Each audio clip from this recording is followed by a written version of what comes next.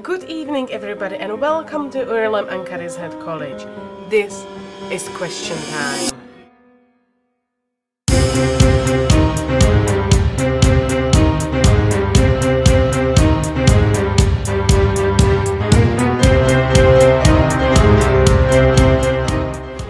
Tonight your questions will be answered by Christopher Burtonshaw from Green Party, Ian Lindley from Conservative Party, Owen Hammond, UK Independence Party, Barbara Keeley, Labour Party, Kate Clarkson, Liberal Democrats, and tonight's presenter, Andy Smith.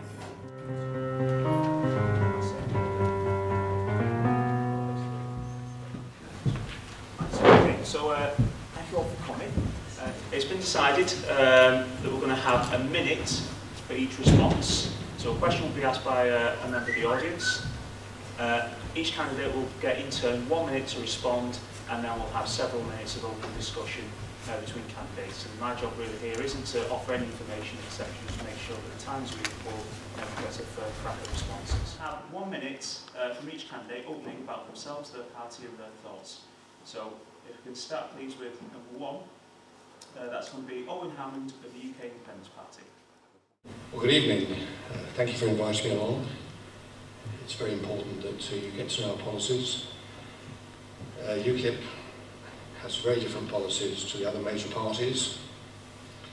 We believe it was a mistake to join the European Union, and we've campaigned against it for over 20 years now. The coalition government could not find enough money to properly fund the NHS, yet it happily spends £30 million a day. That's £12 billion a year going to Brussels for nothing, money that could have been better spent on our own people. UKIP would end that drain on our own finances, and we'd spend £3 billion of it immediately on the NHS in the first year. We also want to take back control of our country and have our issues resolved in Westminster in the UK Parliament, where if we don't like the government and their policies, we can boot them out. Okay, I'll stop you there, that's 1 minute up. Next minute is for Barbara Keeley, Labour Party. Thank you. A little bit about me. I've been an MP since 2005 for Worsley, and I've been MP for Irlam and Cadishead since 2010. I have career experience before I became an MP. I used to work for IBM as a systems engineer and a manager. I've worked on regeneration projects in Salford and other areas. I spent 4 years advising a national charity for carers and researching on unpaid family carers. I was a minister in the Labour government and deputy leader of the House of Commons. As an opposition MP, I've worked on health, local government and treasury, and I've been a member of the Health Select Committee. I have real fears from that about the rising tide of privatisation of the NHS. Labour would stop that and we would invest in the NHS. The Labour government would also abolish the hated bedroom tax. We would stop unfair cuts to local council budgets. We would offer a guaranteed starter job to people who are unemployed. We would offer apprenticeships to school leavers with grades. We would cut tuition fees and we would give the vote to 16 and 17-year-olds. Thank you very much. Now hearing from Christopher Burtonshaw of the Green Party. So thanks for inviting me down. As I said, I'm Chris Burtonshaw from the Salford Green Party. And if you haven't actually come across the Green Party before, our philosophy is essentially kind of a blend of environmentalism mixed with sort of classic British socialism. And we have a long-term view of how slowly but surely we can make the country run fairer, more equal in a better environment. And traditionally though, you would be forgiven for thinking that we're just an environmentalist group, full of sort of smelly bearded hippies and idealists. But people are actually turning to us. Indeed, I came to the Green Party because we have the sort of society improving ideas that are being ignored by other mainstream parties. So today the Green Party is the third biggest political party in the UK in membership terms. We have 60,000 members and we're the leading party of the progressive left. In fact, the biggest section of society that is actually turning to us is young people. And we don't get a lot of media coverage, sadly, in comparison with the other mainstream parties, and particularly in Salford, as it does seem people would rather follow Bez up and down and see what he's up to instead. I'll have to stop you there, because we need to now pass on to Ian Lindley of the Conservative Party for 1 minute. Good evening. Thank you all for coming into the college for hosting this event. A minute isn't a long time to say anything very much, although I'm glad that we've got the chance to speak without hesitation, deviation or repetition. I'm your Conservative candidate. This constituency is my home. I live in Walton, where I've been the local council for the last 11 years. I'm absolutely passionate about making sure that your MP is a strong local voice for our area. I want to make sure that we continue the good work that's taken place over the last 5 years. Unemployment in this constituency and here in Irlam and Cadishead is down by more than half over the last 5 years. I want to make sure we build on that, and it's only with a strong local economy, with people in good, well-paid, highly skilled jobs, that we can actually fund the world-class public services, our local health service and schools that we actually need. Thank you. You have 5 seconds left. Just letting you know, just being fair. Okay, so we have a range of questions that have been submitted by various people at the college and in the community. The first question comes from one of our own staff. Oh, hello. Sorry, can I apologise for being late? It's what happens when you work with the NHS. Ah, right. Oh. Grateful of a job. Never get off duty on time. Okay, well, we haven't taken any questions yet, but you're at an ideal point if you want to make a 1-minute opening statement. We'll just add you on to the end. My name's Kate Clarkson. I'm representing the Liberal Democrats. I'm a nurse. I've been involved in politics pretty well all my life. As it struck me that it was really important that each and every one of us do all we can to support those who will only flourish if they get the support they need. And clearly, working in the NHS, I'm face to face with people on a daily basis who do struggle with life and who struggle to perhaps make the decisions, make the choices that will empower them to be the best they can be. I believe that we all have that responsibility. And I think voting in elections is a demonstration of that responsibility, because then we're all taking part in deciding how those choices will be made and will all be available to help people. Obviously the public sector has had quite a battering recently, as has the private sector. And the people that I work with, the families in the community that I see regularly, have suffered a lot as a consequence for that. Okay, I'll have to stop you there just to the need. into the minutes. We're going for our first question, which is from Ms. Kate Lewis. Good evening. Hello everybody on the panel. There's been a lot of talk during this election about providing young people with apprenticeships. How do we ensure that apprenticeships are good quality and that business and industry don't use it as an opportunity for cheap labour? 1-minute response please from Owen Hammond, UKIP. Okay, thanks for the interesting question. There was a private eye front page last year that showed a UKIP taxi and a UKIP taxi driver inviting people to take a journey back 50 years. In 1965, we had apprenticeships, we had a world-beating aircraft industry, we had wonderful cars and a shipbuilding industry. So apprenticeships are most important. I cannot for the life of me understand why they were abolished. In my own spirit of Royal Air Force, the first thing engineers do is an apprenticeship. They go to college and they have an apprenticeship. What the government does about monitoring apprenticeships, I really don't know. It's possible, it has to be done. But for the major, my day in the 1965 time, apprenticeships were perfect. People were fighting over each other, young people were fighting over each other to get them. And especially people from technical colleges, and I don't remember very many problems about monitoring them, and people being unhappy with apprenticeships. It was really a prized thing for a young man to get. Thank you very much. Another 1-minute response to the same question from Barbara Keeley, Labour Party. I think it's a good question from Kay, because I have had examples as cases of the MP of people coming to me and saying that young people are just being used as unpaid labour for 6 months and replaced by another apprentice. Labour will make sure that apprenticeships last at least 2 years, and that they provide level 3 qualifications or above. There's also an aim to move, if people want to technical degrees that could follow on from that could be employer designed and achieved through part-time study. So apprenticeships are very important. I have to say, I think it's a sad thing that the number of young people starting apprenticeships in this constituency fell by 120 last year. So it is an important question. We do have some way to go, but those are Labour's plans, and I think it's very important. Just to finish, I did take on an apprentice myself in my office in Walton, and it was one of the most successful people I had working for me. Took on somebody at 17, and she was an absolute boom. Okay, perfect time, thank you. Third response to the same question, Chris Burtonshaw, Green Party. The Green Party in general believes that effectively the private sector has been allowed to do pretty much what it wants at the moment, and that's part of the reason why so many young people are forced to take kind of unpaid jobs and apprenticeships. The Green Party has a huge package of sort of reform for the whole structure of the education system, and in particular, apprenticeships is a big one. We definitely think that the system is cruel and it favours those who are more wealthy as well. Because effectively, if you are wealthy, you can work for a company and you don't have to necessarily earn a wage at the same time. So I think a lot of those elements need to be looked at in general, just to conclude. Okay, thank you very much. Same question, Ian Lindley, Conservative Party. Well, I see the value of apprenticeships with my own employer in my day job, and I see what an absolutely fantastic job that a valued apprentice can do. Someone who can contribute and grow, and also make a real contribution to the company or to the local authority that they're working for.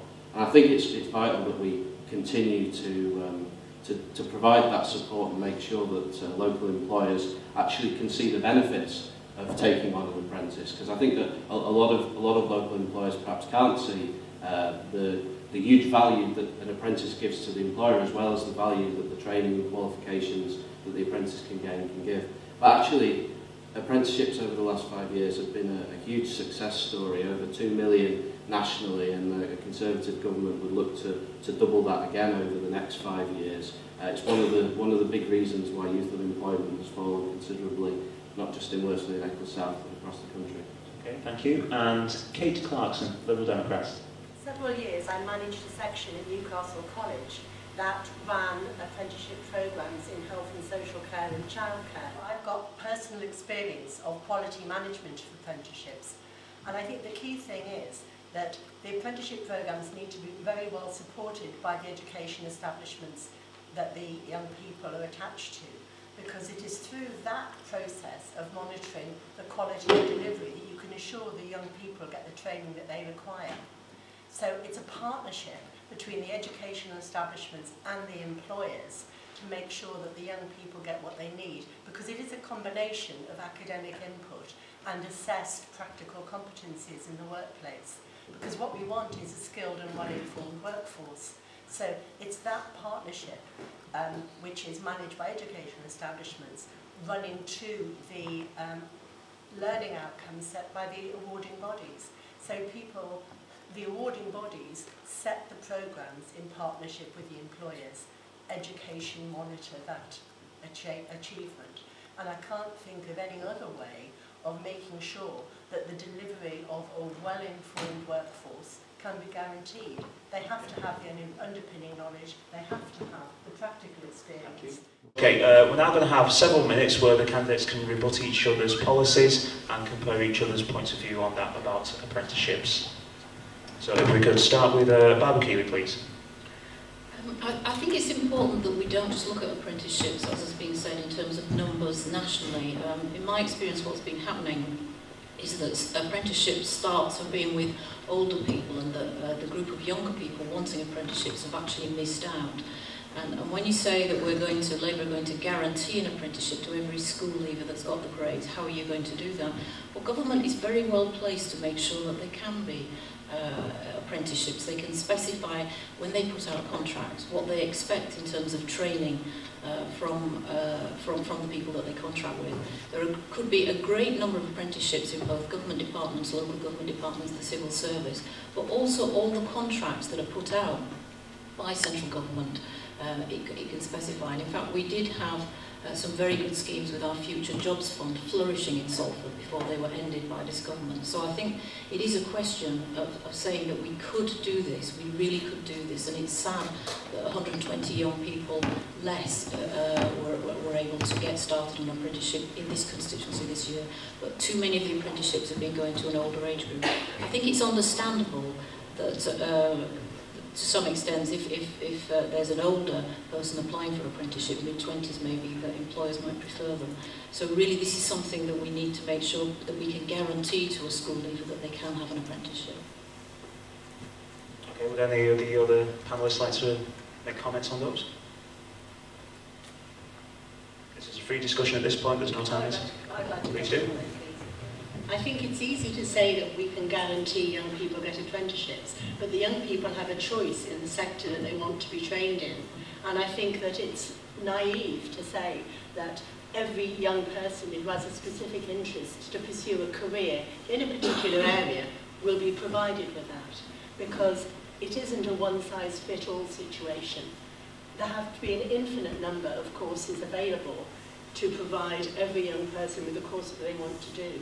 And I would hate to think that young people were being pushed into an apprenticeship because that was the one that was available, rather than that was going to enable them to follow the career of their choice.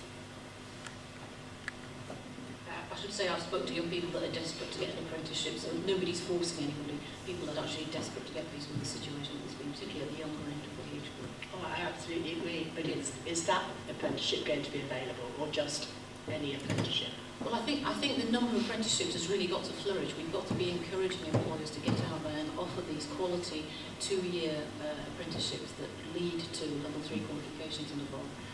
And really, we can't expect these just to blossom without some work going into it. But the government has got the say over this, the leverage over this, through placing out contracts and through its own department. So there could be many more. I have to say, it was driven in the House of Commons by the Speaker, who kept saying to MPs, why don't you take on an apprentice, why don't you take on an apprentice? That sort of encouragement is what is really needed.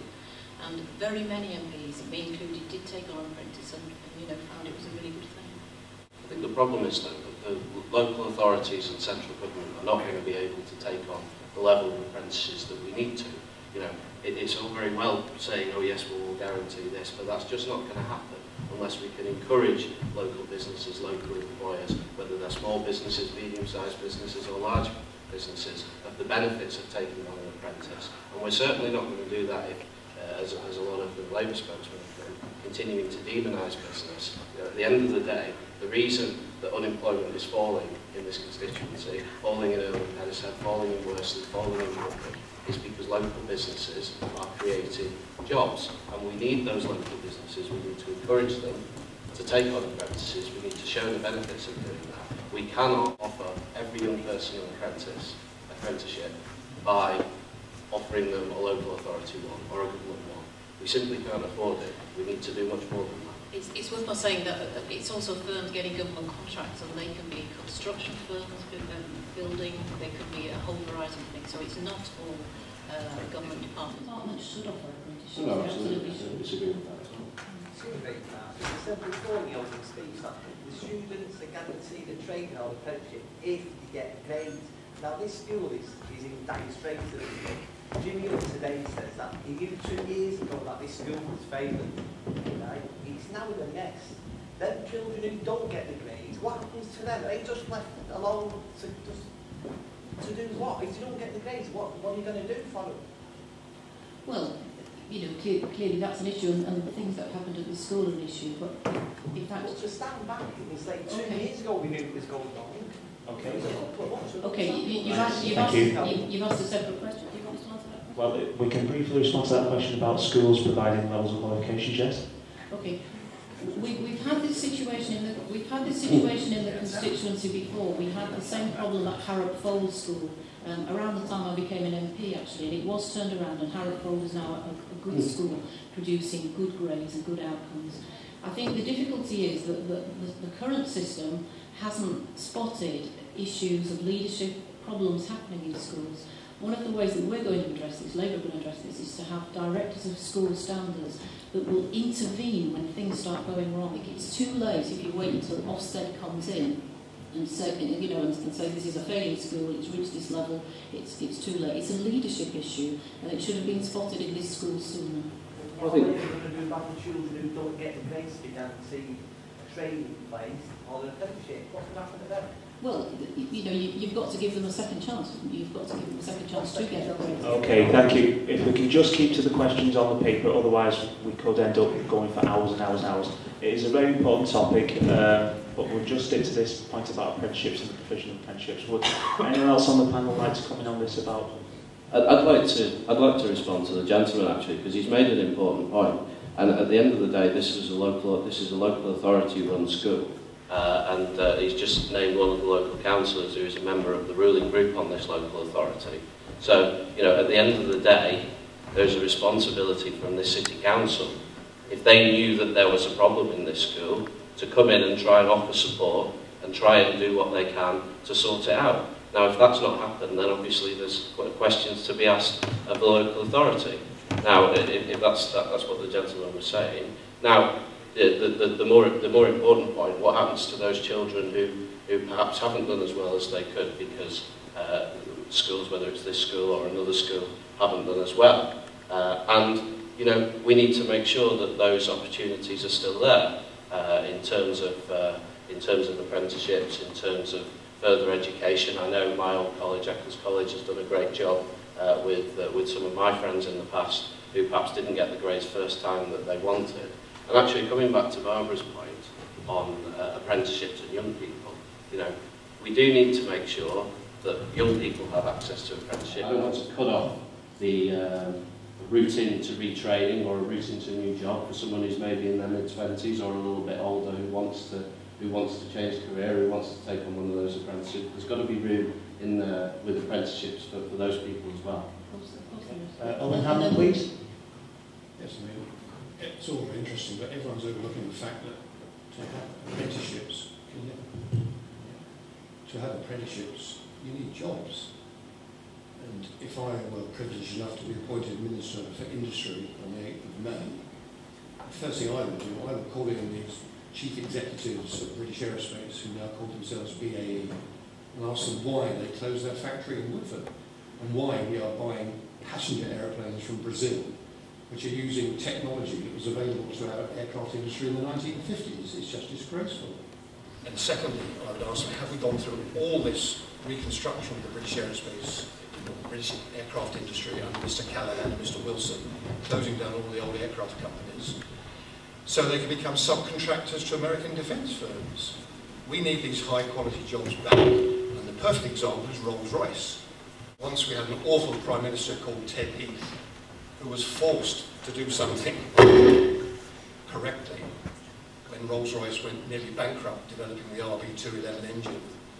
And he was forced, he nationalised the company basically against everyone's wishes. But the main thing is they injected a vast amount of taxpayers' money into that company. And now, 15 years later, we are getting our reward by the bucket load. That engine, now called the Trent engine, is the best-selling engine in the world, and it's employing hundreds of people, thousands of people. Just to make sure that we get as much comments as we can, can we have a closing comment about apprenticeships from the Green Party? Yeah, I just wanted to say that this whole argument is based on sort of the paradigm of the current way that we fund the education system and how it works.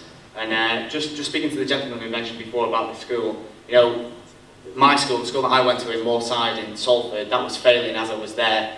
And you know, whether you see me as perhaps a failed product of that school or not is, you know, might be up to you. But what I'd say is that things can improve, and the Green Party is basically offering a huge package of measures to improve the school system. So we're talking about pulling in private schools back into the public system to stop them sucking money out of the whole process. I'd urge you to have a look at our manifesto and consider some of those options if you're sick of what you're hearing from the others on the panel there. Calling the children failures at 16. What hope have they got if they're failure at 16? Well, I don't feel like a failure.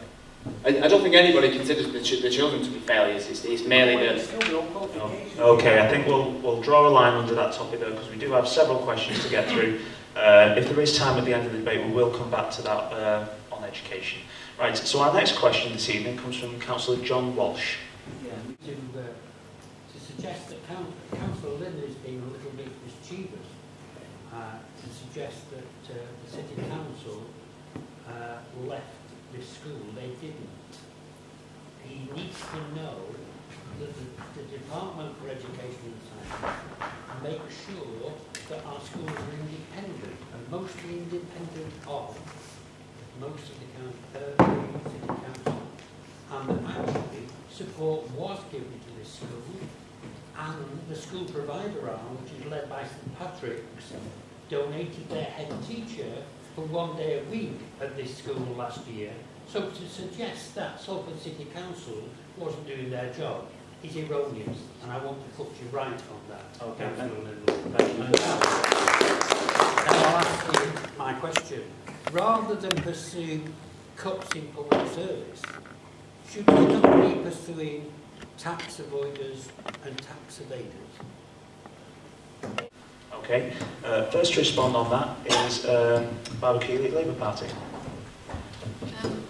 Absolutely, yes we should. I mean, I think it's been one of the main themes of this Parliament that we've seen companies dragged in front of the Public Accounts Committee and made to answer for why they're not paying taxes in this country, and it's a disgrace.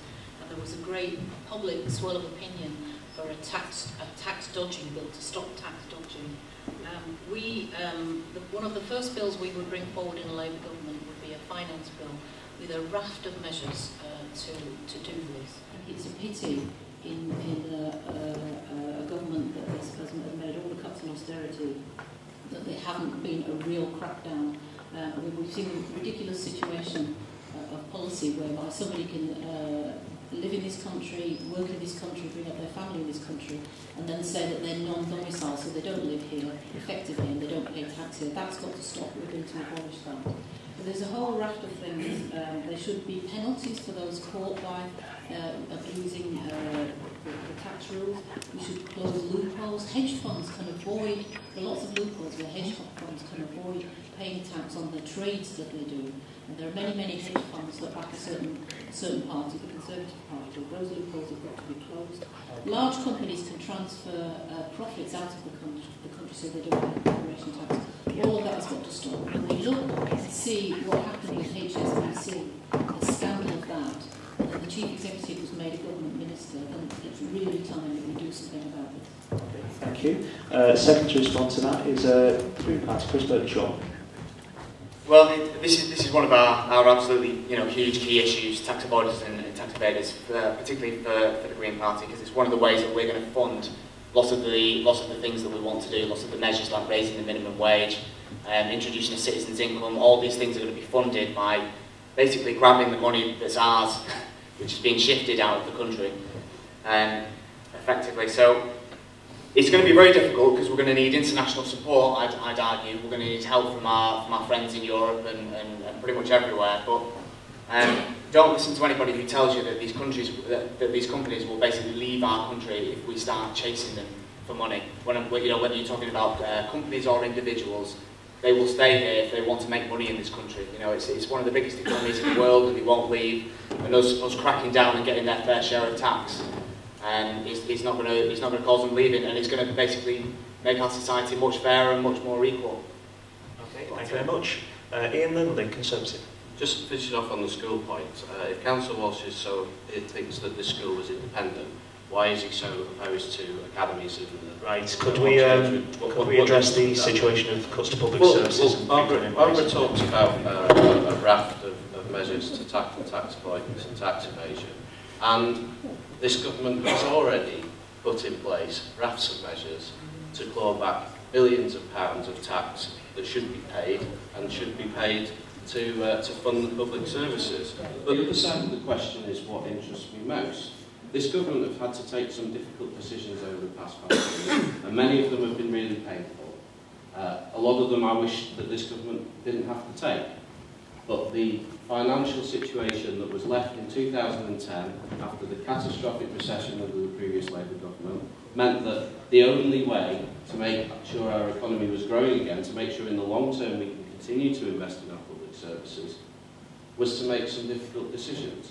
But let's be clear, the Labour Party is committed to deficit reduction. So every time the Labour Party has told you over the last 5 years that they opposed a cut to local authority funding, they will not put back one single penny into this local authority, not one single penny, because they are committed to continuing to cut the deficit. Thank you. Right, we're going to move on now to Liberal Democrats' point of view. Kate Clarkson. It's obviously a moral and ethical issue that big business should contribute, as does every working individual. And it is a disgrace that large accountancy firms spend hours and hours trying to find loopholes so that already rich companies can avoid contributing to support the nation in which they flourish and make their profits. It isn't a very straightforward issue. It's difficult to find how these companies can be contained. If it wasn't difficult, the Labour Party would have done it when they were in office because they were in for long enough, and the coalition would have done it. This is not a straightforward issue. The impact on the public service of all the cuts has been dreadful. And as I sit in the town hall at Stretford where I work, the local authority staff around us are being cut almost on a daily basis. People are reapplying for their jobs. And it does undermine our ability to do the work that we want to do. But one of the ways we can avoid the public service cuts is to be smarter about how the public service money is spent. On this topic, I'd like to bring in Owen Hammond of UKIP. John, I totally agree with you. It's absolutely disgraceful. But can I make the rather... Can I give you your... Can I make a rather cheap political point, but nevertheless a valid one? UKIP, as far as I'm aware, are the only political party that don't take donations from tax dodgers. As any reader of Private Eye knows, the major donor to the Green Party, Vivian Westwood, is one of the major tax dodgers in this country. The other point I'd like to make is that I don't think it'll raise as much money as you expect. I've been into the Costa accounts, Costa Coffee accounts, and it's very difficult to make out what's going on, but by my reckoning, even without any tax allowances, the maximum they're going to pay in a year is £2 million. It's good money, but it's peanuts compared to what you need for your education system and your NHS. I go back to my original point, if you want to get more money for the NHS and education, let's leave the EU and save £30 million a day. I'd like to invite any panellists to rebut each other's claims or comment on what has been said so far. I'd love to jump in from Please do. So yeah, I mean, in terms of the Green Party, taking massive donations from corrupt individuals, that's a pretty ridiculous claim, to be honest. I mean, Vivian Westwood made a massive donation to us at one stage, I think about a year ago, and we vetted her for a very long process. And then I think in the end we actually decided to give her the money back because we decided it wasn't appropriate. And the Green Party is not funded by any big backers. In fact, in order for me to stand at this election, we had to have a crowdfunder website set up just to raise 500 quid. That's how much we don't have the money from these big corporations and these big backers. So basically, I mean, what I wanted to say is that I wouldn't trust Labour and the Conservatives on this point because they do have the backing, whereas we are completely impartial. We can actually get this done. We have the momentum for it and the passion. Unlike these others who say it's difficult and it's hard, and it's not hard at all. I'd also like to comment on this section. Yes, I would. I think it's important to say the question's not about the deficit, but the points have been made. The Conservatives are going to leave this country borrowing £75 billion a year. They set the deficit down. We put up all of the austerity with the cuts to local government that we've heard about. And it is not the case that Labour will behave in the same way in cutting councils' budgets as this government has. Absolutely, we will not. And that has been said by our shadow local government. So what will you cut, Barbara? What will you cut to cut the deficit? I think it's a question of having some imagination. The way of handling the deficit is growth as well as growth. The important thing in terms of the economy, we've seen it as just a single action all the time, cuts and cuts and cuts. This council cannot take any more cuts to its budget. If it goes from 149 million of cuts to 190 million, which it's predicted to do, the council will not be able to run services. So it's all right criticising the council, there'll be nothing of the council left to speak of, or any other council in the north At the same time as these cuts were made, I have to say, and I don't know how many people realise this, the leafy London Borough of Richmond, with a very high council tax base, has only had cuts of 30 million, 1/5 of what we've had in Salford. This government has been running an entirely unfair and unbalanced way of funding local government. It has to stop, and we will stop it. Any other members of the panel like to comment on this issue? Well, I think one of the reasons that the Borough of Richmond, whilst I would love to take the London Borough of Richmond for some more money, they don't give anything hardly into the coffers in the first place, which is why you can't cut what they don't have and what we don't give to them. You know, Salford's grant is still, after all these cuts, massively bigger than the London Borough of Richmond, much more. We have a much bigger pie, even after all the cuts. Absolutely, and I agree with that, and that's why we still give much more money to Salford than to the London Borough of Richmond. It'd be interesting to hear what the Lib Dems have to say on this matter.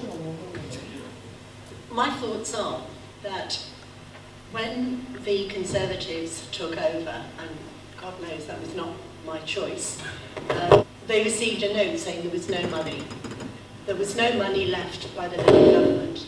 And when there was no overall control after the last general election, the Liberal Democrats approached the Labour government wanting to form a coalition with them, and the Labour government didn't want to, presumably because they appreciated the pickle the country was in and wanted to distance themselves. You can't make that assumption. I don't think that's true. Well, I really cannot make that assumption. I can make that assertion because I've got it on good authority from our members of Parliament that they approached both to see who would go into a coalition with them.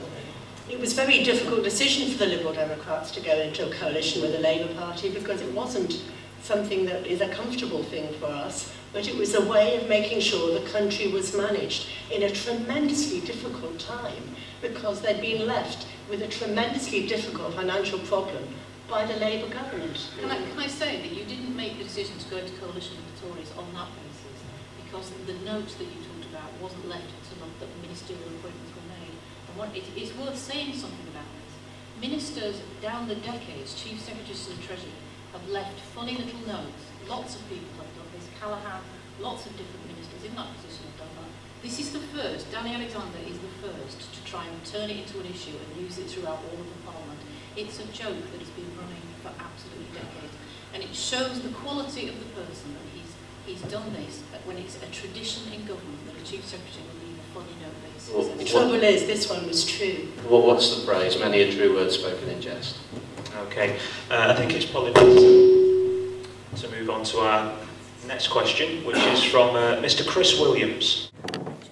Perkins Caterpillar is an American-owned company and is a major employer in Irlam. Kellogg's is also an American company based in Trafford Park, where many people from Irlam and Cadishead work, as is Vauxhall in Cheshire. There are 3 Japanese car manufacturers, Nissan in Sunderland, Toyota in Derby and Honda in Reading, and most of the remaining steel manufacturing plants in the UK are now Indian-owned. What do the panel think would be the reaction of these countries if the UK left the European Union and subsequently they lost sales into the European Union because the tariffs on a non-EU manufacturer would increase the price of their goods and make them uncompetitive? Also, what do you think the future of EU-owned companies who have manufacturing plants in the UK? Companies like Werrett on the North Bank estate in Irlam and Leyland Daft Trucks in Preston. Okay, so I think if you can boil that question down, you would like to know what companies should do as a reaction if the UK left the European Union. So if we focus on that as a key issue, now we can bring in those other exemplar companies. Yes. Okay, so to kick us off on this issue, can we have Chris Birkinshaw from the Green Party? Well, the Green Party's position on the EU is pretty clear in that it effectively, we want reform on the EU, but we also want to stay in the EU because we don't think that we can effectively do anything and change anything from outside of the EU. However, in terms of what the companies will do, if we were to leave the EU, I have absolutely no idea. I suspect they may just completely leave, it's possible. I think it's very, very difficult, but as I say, yeah, the Green Party wants reform, but it wants to stay in, so it does back referendums, and it always backs democratic referendums, but yeah, that is our position. Okay, thank you. Ian Lindley, Conservative. I think what that list of companies demonstrates is the importance of big employers to places like Irlam and Cadishead and the whole of Salford. And it shows how important it is that, that we do make sure that we have a business-friendly environment so that those companies can come and invest in Salford and come and invest in Irlam and Cadishead and actually create jobs, good, high-paid, well-skilled jobs that local people can access. And that's one of the reasons why I support the changes that have been made to corporation tax over the past 5 years, because the changes to those tax systems is one of the reasons why we have so many big companies here providing those good jobs. In terms of the EU, I wouldn't vote to leave, but the last referendum was before I was born, and I do think that it's about time that local people here and across the country have a say. And I also think that we're only going to get a Europe that works for us if Europe can actually see that we are serious about renegotiating. So that's why I support the position that the Prime Minister has set out. I'd like to bring in at this point Kate Clarkson, the Lib Dems. I would imagine that the employers, the owners of these businesses, would be deeply concerned if we left Europe, because I think it would impact potentially on their business. I would be afraid that we would lose them. The Liberal Democrats are keen to stay in Europe, to renegotiate the terms so that they are a benefit to us. But as a very small country, I would be concerned if we weren't part of that bigger group, that bigger trade group, the bigger group to negotiate contracts with other countries. I think it would damage our local economy considerably if we left Europe. Okay, thank you very much. I'd like now to hear from Owen Hammond of UKIP. Chris, thank you. That's a very interesting question, and obviously it goes to the heart of my party's policies. But for every businessman or industrialist that you can name that says it's a bad thing, I can name you one that says it's a good thing. There was a recent survey of American businesses that even suggested that we might increase our exports if we left the EU. And for example, can I mention Tom Enders, a German gentleman who is the chief executive of Airbus Industries.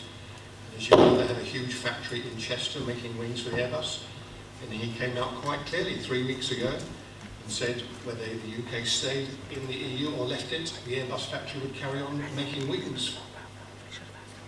And that's our party policy, and we don't think it's going to have any effect on trade whatsoever. We're not advocating leaving the EU for economic reasons, and I'm sure you know that. Volkswagen and BMW are not going to stop selling their cars in the UK. Toyota are still selling their cars in Brussels. The bureaucrats are driving around in Lexuses. Japan's not a member of the EU. Okay, thank you. Could we bring in the Labour Party, Barbara Keeley? Well, I think we could see from that list in the question from Chris that our membership of the EU is just central to our prosperity and security. It's central to it here and it's central to it everywhere. In fact, across the country, 3 million jobs are linked to our trade with the EU, and almost half of our trade and foreign investment comes from the EU. So it would be a huge change, it would be a bombshell really to hit our economy, and like some of the other members of the panel, I would not be arguing for that. However, let's not say that there isn't some reform that is needed. There are reforms that are needed. I think part of the difficulty, and we may get into this in other questions, is that the European Union was not meant to be a free market in labour. It was not meant to be a free market in welfare. And there are some issues now about the transfers between countries that have turned into problems. But we can deal with those problems. I think part of the problem is that the Conservative Party has lost all of its friends, is not in any strategic partnerships in the EU, and has really got no influence anymore. So I think if we're back at the heart of Europe and working in partnership, in strategic partnerships, we can get the reforms that we want, and we can stay within that important trading and investment partnership that the EU actually is to us. Thank you. At this point, can we open it up to the entire panel? Would anyone like to make any comments on the position that anyone has made? I'm just intrigued by UKIP's magic money tree, really, because everything that they want to do seems to be paid for by coming out of the EU. It's complete pie in the sky economics and it is pie in the sky politics. There is, absolutely no guarantee that you can raise any of that sort of money by pulling out of the EU. It might cost us money, it might get us a bit of money, but the idea that we can pay for this big wish list of UKIP promises by just magically pulling out of the EU, even if it's the right thing to do, is absolute nonsense, pie in the sky.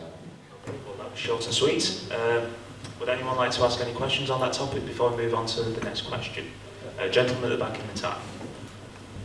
I think the real problem here is, and no disrespect to anyone on the panel there or in the hall, we don't actually know the answer with regard to Europe. We don't actually know what the impact will be.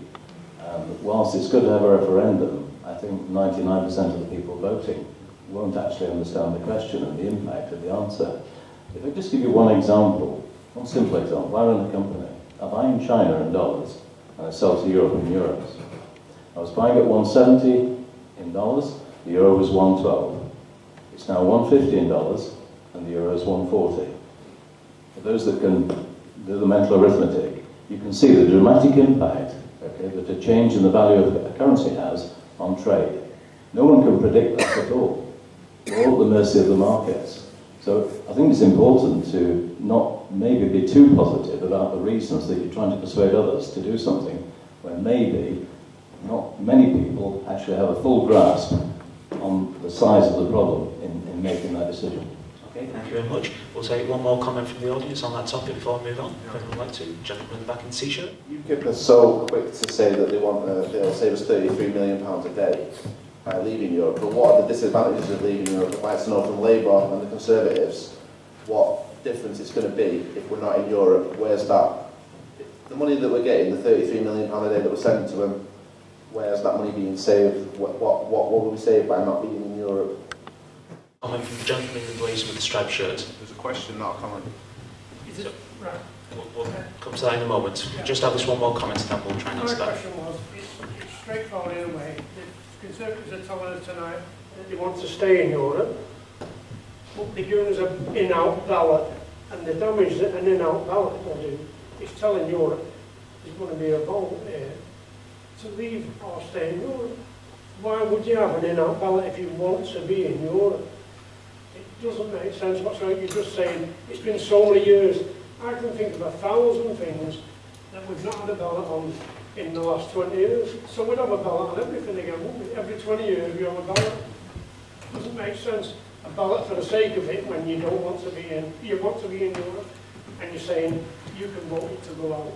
Okay, thank you. Now, probably best to do is if we have the panellists, just because we've had a couple of extra points and questions raised there, that could probably focus this conversation on the European Union. So if we just have a free discussion, you can feel free to make any comments you like about the panel and what's been said.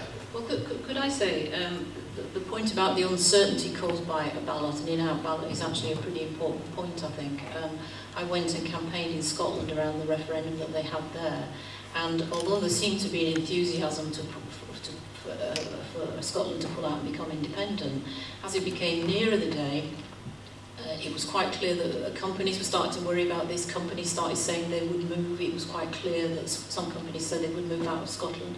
People started worrying about losing their jobs. At the moment, I would actually rather that a new government on May the 8th started on working on the NHS, working on social care, working on some of the things about jobs and apprenticeships that we were talking about. I don't think we need to spend the next 3 years or 4 years in this country campaigning on a referendum. It's totally absorbed Scotland and totally changed the situation there. I think let's get on with the government paying down the deficit, balancing the books in a fairer way and doing other things. Let's invest in and rescue the NHS. That's much more important. Okay, thank you. Ian Lindley, you want to say something? Yeah, I don't think it's unreasonable to actually trust the people with big constitutional issues every once in a while. And it's been an awful long time since we've had a referendum on our membership of Europe, and the EEC, as it was, I think, was a very different beast in the mid-70s as it is in 2015. I think it's extremely patronising to say that we don't trust the British people to have their say on a big constitutional issue like that. I think the lesson from the Scottish referendum is that actually, you know, we had an open, frank, free and fair debate about an issue that otherwise would not have gone away. I know it's not going away anyway, but that's very true. But we had an open, free and frank debate, and then we had a vote.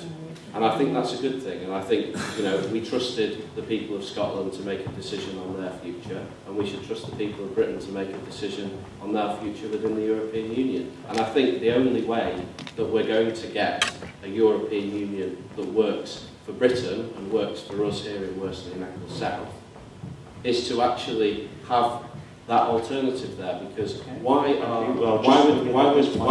would the European just we need to give everyone a fair crack of the whip. Okay, go to Kate Clarkson, Lib Dems. Yes, I agree that I think we have bigger fish to fry than the referendum discussion, which would be massively expensive for the government.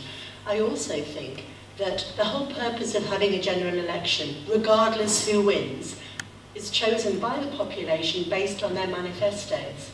I think if we go down the route of saying, okay, we'll have a government, but actually all we're allowing them to do is to organise a referendum so we can interrogate individual issues, it's daft. We choose a government to make decisions on our behalf. And we should trust them to do that because we have chosen them as the electorate. I think we do need to spend our time and our efforts sorting out the NHS, sorting out education. And I think we do that by choosing the people that we believe will do the best job on our behalf.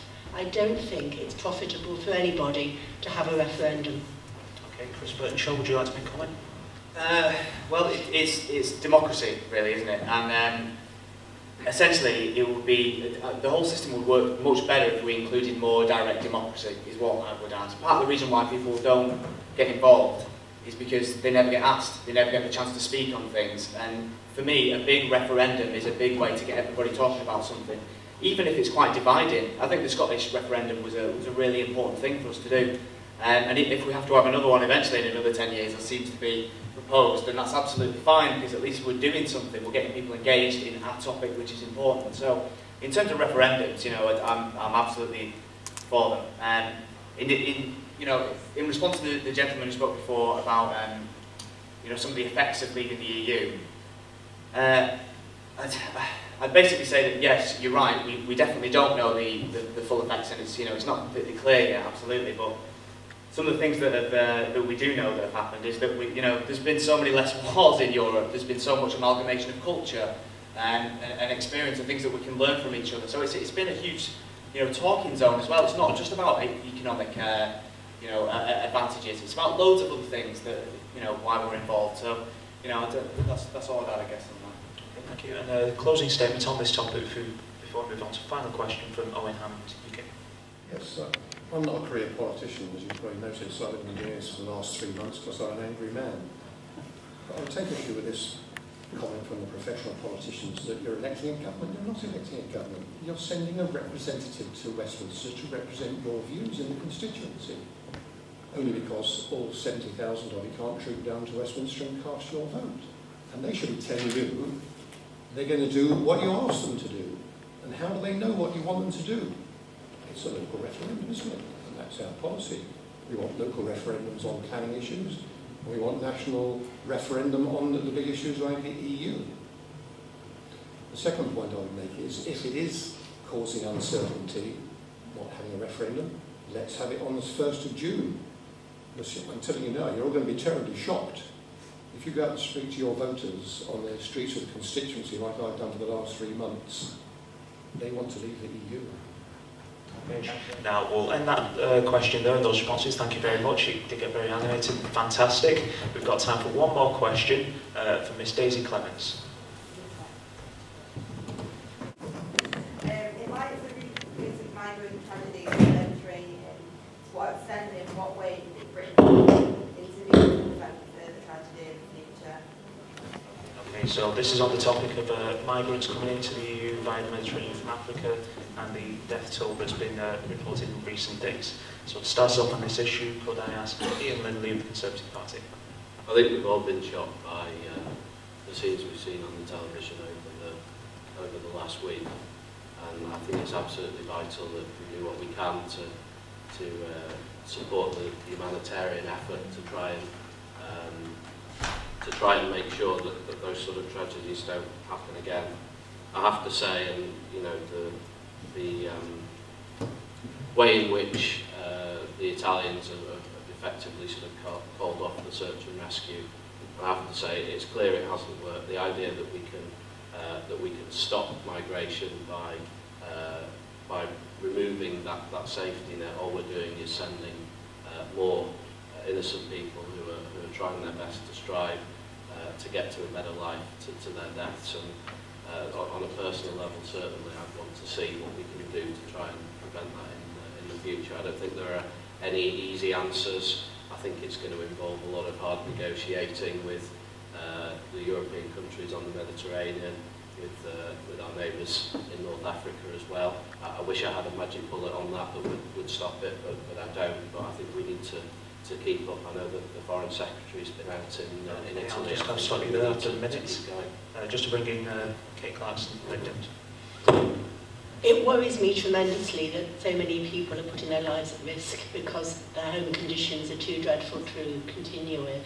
I think that there's a great deal of cynical activity going on, that people are being charged a great deal of money to get onto a ship, which will push off from the shore, which is not seaworthy, and they immediately seek help and rescue. And I think the idea of getting the captains of these ships and prosecuting them is a very positive way forward, because if you make the people who are captaining these ships afraid to do it, afraid to put all their passengers' lives at risk, because it's not the captains that are locked in the hold, they're the ones who can get off if things come unstuck. And I think short term, I think that's the way forward, is to make it unbelievably unpleasant for the people organising these trips to do it, to put them off, because they are willfully putting all these lives at risk, locking children in the hold so they have no prospect of escape, and ramming the ship that's come to save you. It beggars belief that these people can never sleep at night, because it seems they've lost their moral compass. Just make sure we get enough in time. Owen, what do UKIP do about this issue? I don't think UKIP can do anything about it on their own, but obviously it's a tragedy. And heart goes out to these unfortunate people who have been rescued.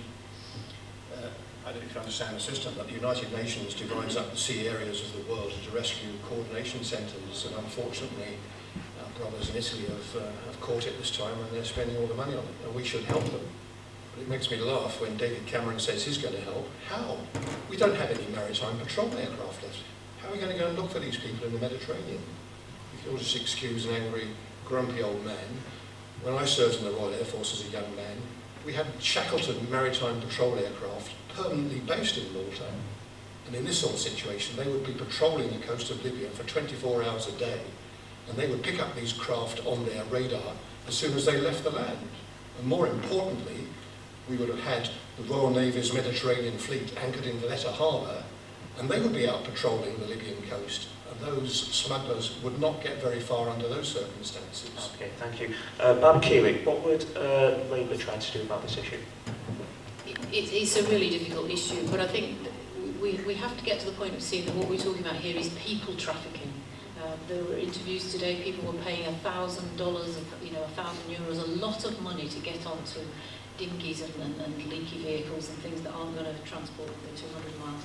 I think I agree on the defence point. I think we've got the ridiculous situation of a Conservative government and a Conservative Prime Minister that have actually reduced our naval forces to the point where we've got aircraft carriers without any aircraft on them. So I think the notion that we could do anything practical anymore, we should support Italy in this.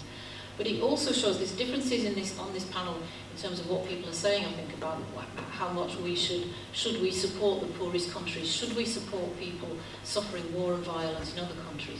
These people are desperate because they're coming from Eritrea, they're coming from Nigeria, they're worried about ISIS, they're worried about Boko Haram, and they're desperate for their lives, and they will take that desperate step. So we have to see this as trafficking. It's a complex thing that needs a solution, but we also have to see that we have a role in this, as any other rich country has a role in this, helping out people that are subject to war and violence. Thank you. What would the Green Party do on migrants travelling across the Med? Well, first of all, I don't think it's about resources, and it's not about numbers of ships, and it's not about border control or even controlling trafficking or anything like that. For me, the whole problem is essentially just about equality. It's the fact that we've got all the money and they've got absolutely nothing, and they're not going to stop from trying to get into somewhere where they can, you know, have a home and sort of gain wealth and live safe, protected lives. And so, you know, it's continuing because we're not doing enough with foreign aid. We don't give enough aid to countries which are suffering, and it's an absolute travesty. And you know, yeah, there's nothing really more I can tell you about the ships or anything. I don't think any of that is worth doing. People are still going to keep coming unless we help them where they are. Okay, thank you very much. At this point, I'd like to invite the panel to make any statements generally about what we've heard from the other candidates. Well, just to say, I do think this is an issue of trafficking, and I do think we need to take trafficking more seriously. We have this horrendous case in Eccles of the young woman who'd been brought into this country at the age of 12 and was then enslaved and kept in the most dreadful conditions and lost more than a decade of her life. And that's down to the fact that the traffickers, the people who intended to do that to her, were not stopped. And the thing that shocked me about that case when we were dealing with it was actually that there are tens of thousands of women and children in this country trafficked into this country. So we can't turn away from that issue. That is a serious issue that we have to grapple with. So it is a question of borders, and if it's a question of the Mediterranean, it is a question of dealing with these people who are just trafficking and profiting in the most dreadful way from human misery and death. And we do have to regard it that way, and we do have to work with those other countries in partnership to stop this trafficking. But that's what it is. I don't think there's any solution that any of us here could come up with to what ISIL are doing in those countries, to what Boko Haram are doing yet. But you need to show strength. So the European countries need to show strength, we need to show strength. But we do have to accept that this is trafficking, and we do need a solution to it.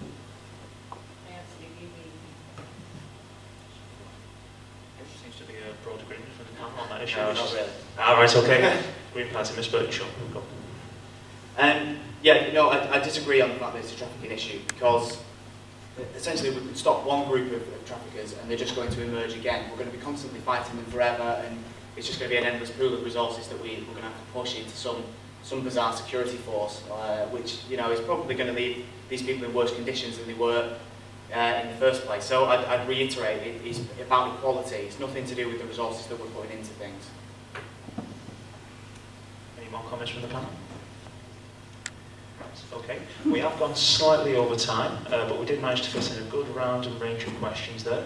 I'd like to thank all the panel here for coming, and for the audience as well, coming and asking your questions and hearing these voices. I hope that that's made a decision that you have to make on May the 7th in just over 2 weeks a little bit clearer for you.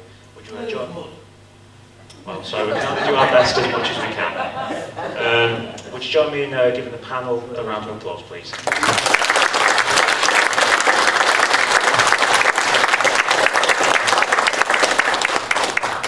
you. That concludes this evening, so thank you all for coming, and good night.